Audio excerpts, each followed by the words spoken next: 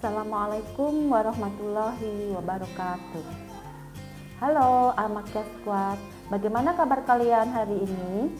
Semoga kalian dalam kondisi baik-baik saja dan sehat walafiat, tetap semangat dalam mengikuti pembelajaran hari ini. Pada kesempatan kali ini, Ibu akan mengajarkan Bahasa Indonesia kelas 10 bab 1, yaitu dengan materi teks laporan hasil observasi. Apa itu teks laporan hasil observasi? Dalam teks laporan hasil observasi, kita akan mempelajari 1. Pengertian, ciri-ciri, dan informasi dalam teks laporan hasil observasi. 2. Interpretasi teks laporan hasil observasi. 3. Struktur dan kaidah kebahasaan teks laporan hasil observasi. 4. Penyusunan teks laporan hasil observasi.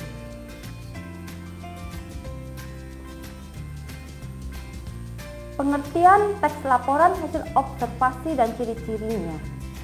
Teks laporan hasil observasi berisi penjabaran umum mengenai sesuatu yang didasarkan pada hasil kegiatan observasi. Apa itu kegiatan observasi? Kegiatan observasi merupakan kegiatan pengumpulan data atau informasi melalui pengamatan langsung. Kegiatan ini dilakukan untuk memperoleh informasi tentang tingkah laku, keadaan, kondisi, atau situasi dari objek yang diteliti. Adapun ciri-ciri dari teks laporan hasil observasi adalah 1. Bersifat objektif, global, dan universal. Apa artinya objektif? Objektif itu artinya sesuai dengan fakta. Ya. Jadi hasil penelitian teks laporan observasi itu harus sesuai dengan fakta. Selanjutnya global. Apa artinya global? Global itu mendunia. Jadi hasil pengamatannya itu mendunia, diakui oleh semua orang. Sedangkan kalau universal artinya adalah secara umum hasil pengamatan itu diakui. Itu yang dimaksud dengan objektif, global, dan universal. Yang kedua, ciri-ciri yang kedua, objek yang akan dibicarakan atau dibahas adalah objek tunggal, yaitu hanya satu saja yang akan dibahas. Tidak boleh lebih dari itu. Misalkan kalau kekayaan alam, ya kekayaan alam saja. Yang ketiga, ditulis secara lengkap dan sempurna. Jadi laporannya nanti bisa ditulis secara lengkap dan sempurna. Yang keempat, ditulis berdasarkan fakta sesuai dengan pengamatan yang telah dilakukan. Yang kelima, informasi teks merupakan hasil penelitian terkini yang sudah terbukti kebenarannya. Ya. Yang keenam, tidak mengandung prasangka, dugaan, atau pemihakan yang menyimpang atau tidak tepat. Yang ketujuh, saling berkaitan dengan hubungan berjenjang antara kelas, subkelas yang terdapat di dalamnya. Itu yang dimaksud dengan pengertian teks laporan hasil observasi dan ciri-cirinya. Dalam teks laporan hasil observasi, kita akan menemukan sebuah informasi. Informasi yang terdapat dalam teks laporan hasil observasi merupakan informasi yang fakta yang ditemui pada objek yang diamati. Apa itu fakta? Fakta adalah peristiwa yang benar-benar terjadi. Fakta menunjukkan kebenaran informasi. Fakta merupakan pernyataan yang tidak terbantahkan kebenarannya. Pernyataan tersebut berupa kalimat yang ditulis berdasarkan kenyataan, peristiwa, atau keadaan yang benar-benar terjadi secara objektif. Apa itu objektif? Objektif berarti dapat ditangkap oleh indera dan mengandung kepastian. Ya, itu keterangannya dari informasi yang ada di teks laporan hasil observasi. Selanjutnya kita akan mempelajari interpretasi teks laporan hasil observasi. Dalam menginterpretasi teks laporan hasil observasi ada dua cara, yaitu dengan cara satu, ringkasan teks laporan hasil observasi. Yang kedua, simpulan fungsi teks laporan hasil observasi. Bagaimana cara meringkas teks laporan hasil observasi? Langkah-langkahnya meringkas adalah satu, kita harus bisa memahami isi teks. Memahami dengan cara apa? Tentunya harus kita baca dulu secara keseluruhan. Setelah kita baca secara keseluruhan, baru bisa kita pahami. Yang kedua, menemukan pokok-pokok informasi dalam teks laporan hasil observasi. Yang ketiga, mengembangkan pokok-pokok informasi ke dalam paragraf. Itu penjelasan langkah-langkah meringkas teks laporan hasil observasi. Yang kedua, menyimpulkan teks hasil laporan observasi. Interpretasi terhadap teks laporan hasil observasi dapat dilakukan dengan menyimpulkan teks laporan hasil observasi. Simpulan adalah rumusan akhir tentang sesuatu, dalam hal ini adalah teks. Simpulan disusun berdasarkan pemahaman atau penalaran kita terhadap keseluruhan isi teks tersebut. Untuk selanjutnya kita masuk ke struktur dan kaidah kebahasaan teks laporan hasil observasi. Struktur teks laporan hasil observasi ada beberapa, yaitu satu, definisi umum. Apa itu definisi umum? Definisi umum itu merupakan pembukaan yang berisi pengertian mengenai sesuatu yang dibahas dalam teks. Struktur yang kedua, definisi bagian. Apa itu definisi bagian? Definisi bagian merupakan bagian yang berisi ide pokok dari setiap paragraf. Dia menjelaskan secara rinci.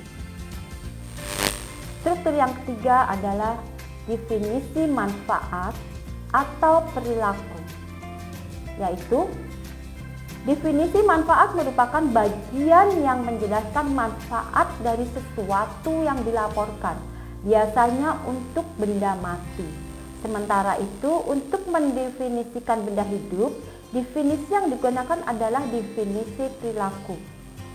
Struktur yang keempat adalah penutup atau simpulan. Penutup atau simpulan merupakan bagian rincian akhir teks laporan hasil observasi. Penutup dapat berisi simpulan yang berupa tanggapan atau interpretasi penulis terhadap objek yang dibahas.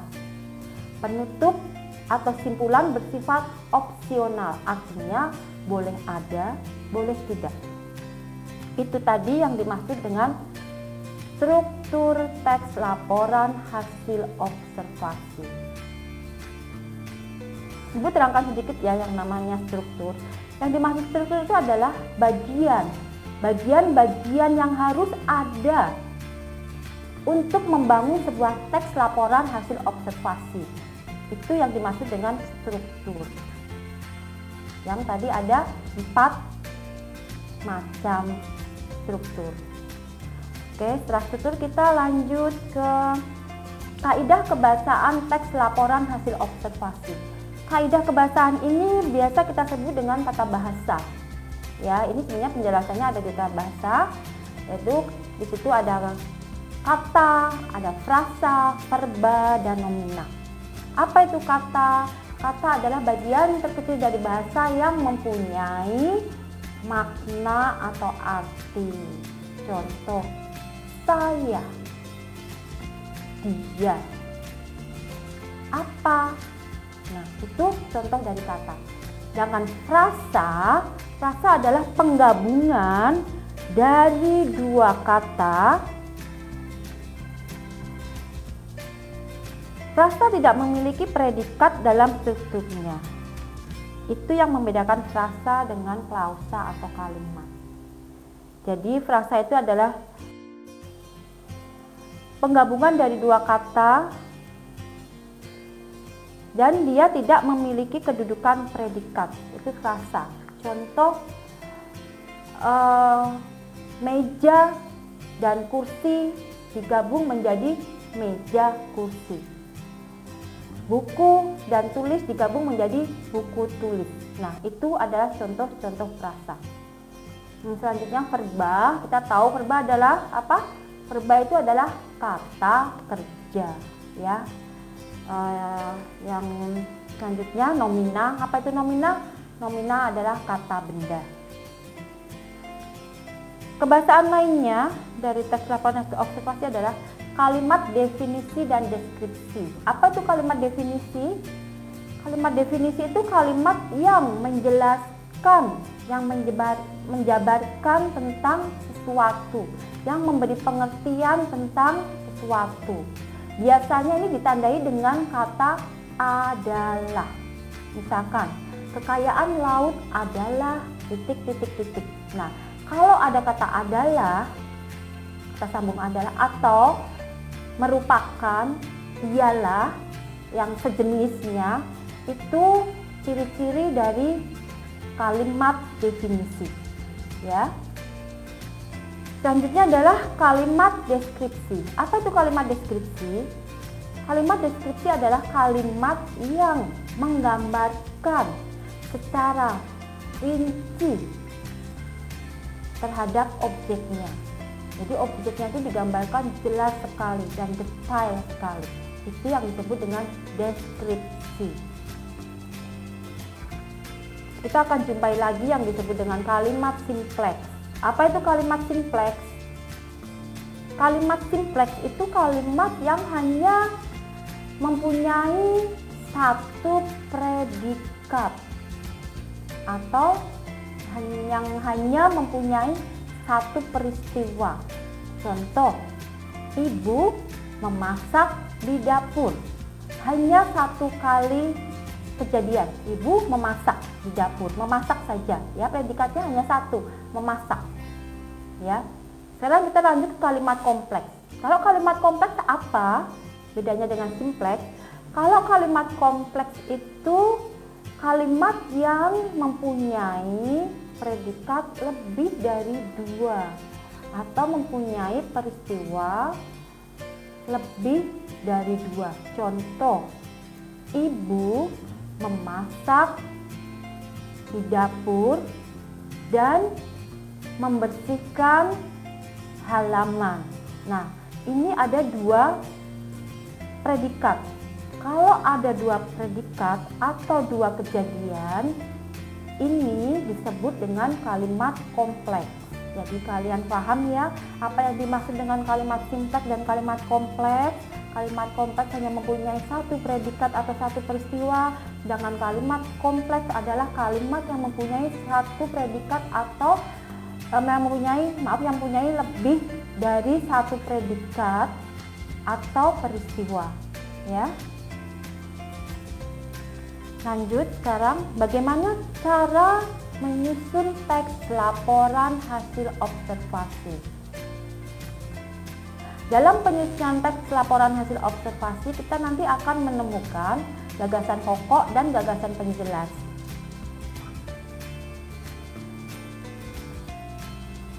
Apa itu gagasan pokok dan gagasan penjelas dalam menyusun teks laporan hasil observasi?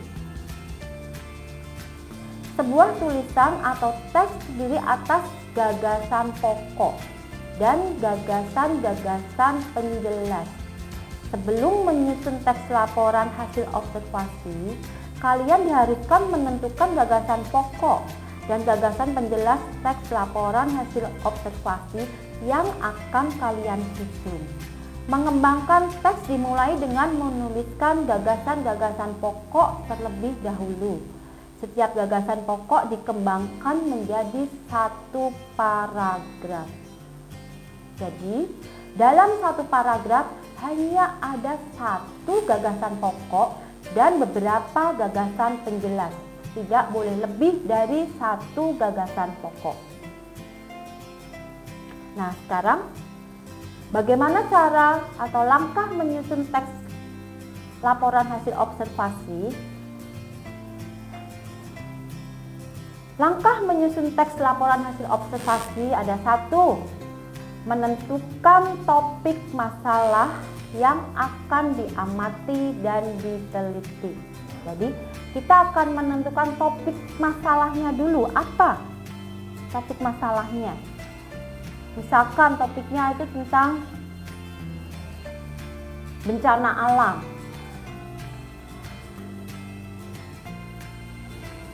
Yang kedua, merencanakan cara menyelesaikan masalah. Nah, tadi bencana alamnya misalkan banjir. Bagaimana cara menyelesaikan masalah bencana alam banjir ini? Yang ketiga, melakukan pengamatan sesuai dengan masalah yang ditentukan. Masalahnya apa, bagaimana, dan harus seperti apa. Yang keempat, meneliti ulang hasil pengamatan. Jadi hasil pengamatan itu diteliti ulang, ya. Yang kelima, membuat kerangka laporan hasil observasi. Membuat kerangka laporan hasil observasi jangan lupa dengan menggunakan struktur teksnya tadi, ya. Yang keenam, menyusun laporan hasil observasi. Kita susun, setelah kita susun, kita baca lagi dan kita benahi. Kalau ada yang direvisi, kita revisi. Kalau yang tidak ada, ya sudah cukup, sudah bisa dilaporkan teks laporan hasil observasinya itu. Demikian pembelajaran Ibu kali ini. Semoga apa yang Ibu sampaikan dapat kalian pahami dan bermanfaat, ya. Terima kasih. Sebelum menutup, ayo kita Al-Makiyah harus bisa. Al-Makiyah bisa, pasti bisa, harus bisa, sempurna. Terima kasih. Billahi taufik wal hidayah. Wassalamualaikum warahmatullahi wabarakatuh.